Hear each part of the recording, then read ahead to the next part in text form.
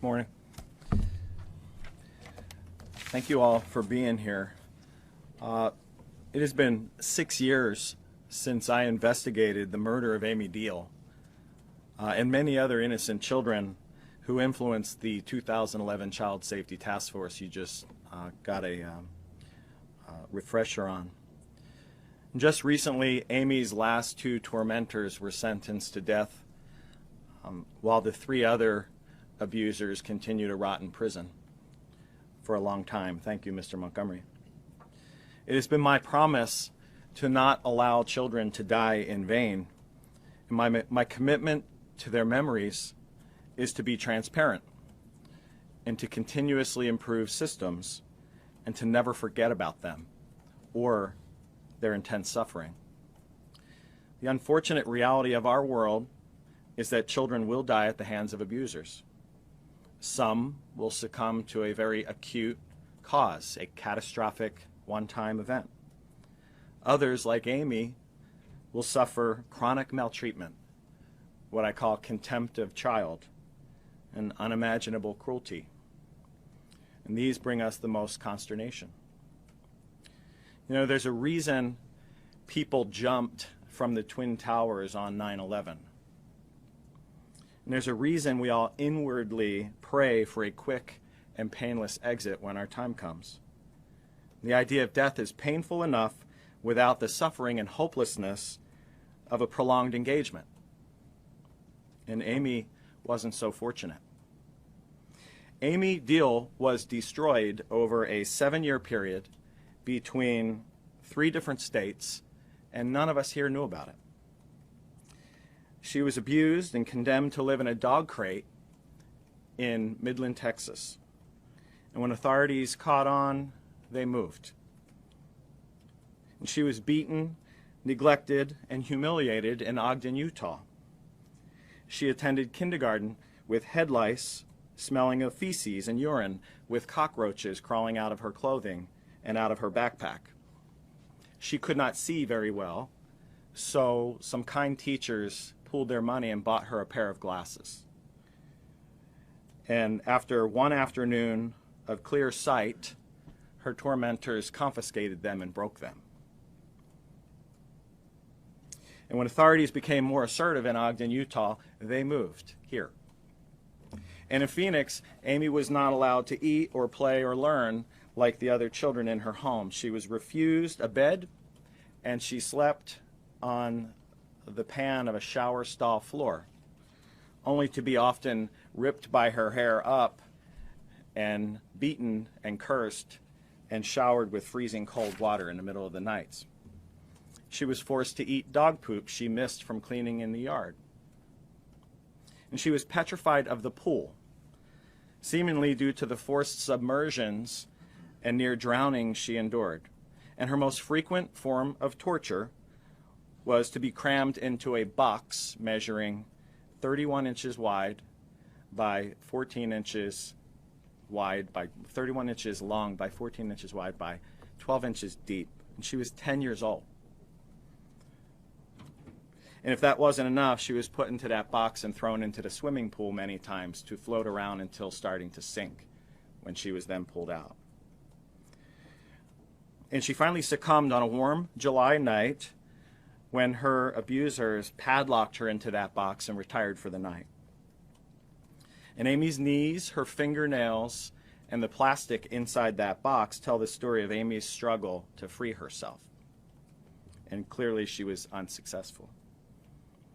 So, as the homicide detective that investigated Ame's life and death, I was faced with this immensely sad revelation that the best moment of Ame Deal's life was the moment of her death. So I tell this story now because the case is finally over, and I've spent many hours over the years wondering where Ame went during her intense suffering. And what was she thinking? And was God with her? Did she detach and enter some imaginary realm within her mind to escape, or was it all just sheer terror and pain? So I'm incredibly honored to remember Ame and to have suffered secondarily from her sad life. because without shared suffering, the will to fight for the weak and vulnerable grows pale. So in 2011, Ame's suffering was shared by this entire community, and in fact, many murdered children's voices were heard and reforms were launched.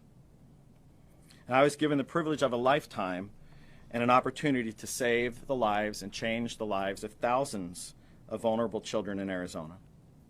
And we certainly, as Mr. Montgomery said, are not claiming victory, but improvements have been made. So just to talk about a couple of those, Mr. Montgomery referenced the child abuse hotline. When the task force was going on, it was common to hear that it took potentially hours to have your phone call answered at the child abuse hotline, which is the point of entry to report abuse or neglect. Today, it takes on average less than 28 seconds to answer the phone at the child abuse hotline and greet the caller. Years ago, over a third of callers hung up before reporting abuse, and today that number is about 2% of callers hang up before reporting abuse. And frankly, some people, we want to hang up in the beginning of a call because sometimes they're either calling the wrong place or they realize that the report is potentially not well planned. Our response time back then was about 55% compliant to go out and see children that were alleged to be victims. Today that holds at about 92% month over month over month for a very long time now. The joint investigations that are required for law enforcement and DCS to work together in criminal conduct investigations were only 54% compliant when we all began. Today, with the Office of Child Welfare Investigations, that number is over 95%, meaning police and child welfare authorities work together in investigations of children when felonies are involved. We heard about the NIs and the incredible volume and the capacity problems of the years gone by, and we know that we had a backlog of 16,200 backlogged investigations in Arizona, and today that number is 280. With that, caseloads for a DCS investigator were about a 150 to every one person. People could not be successful with that kind of caseload, and children were not safe when government employees had that kind of caseload. Today that number is in the teens, most places between 12 and 15.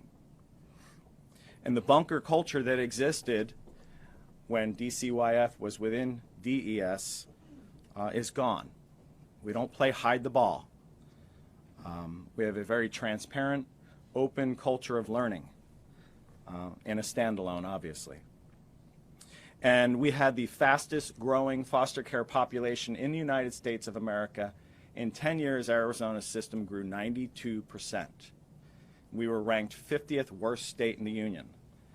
Just recently, we were ranked #1 state in the United States of America for foster care reduction, with about a 16% reduction in foster care, going from 19,044 kids in state foster care to about 15,700, while the rest of America is growing on average 4%. So this is all very promising news considering the awful condition that our child welfare system is in for many years. But there's still much to be done. Fathers and mothers need to protect their children and love their children.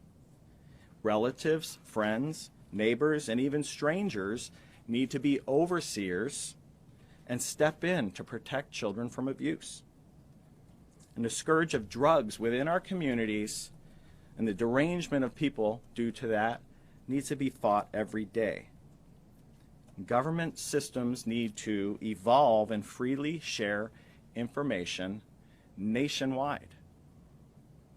And police and child welfare agencies need to continue to improve their relationships and work better together to protect children, while policymakers and funders, media, stakeholders need to be intentional and help sustain this system and gain more improvements. Please resist the urge to react to emotional situations causing pendulum shifts within our systems.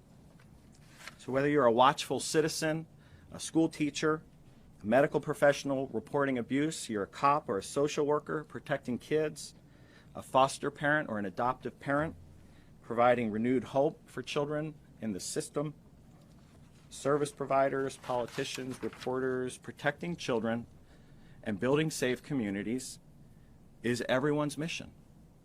The child welfare agencies and the police departments cannot do it alone. We thank you for helping us.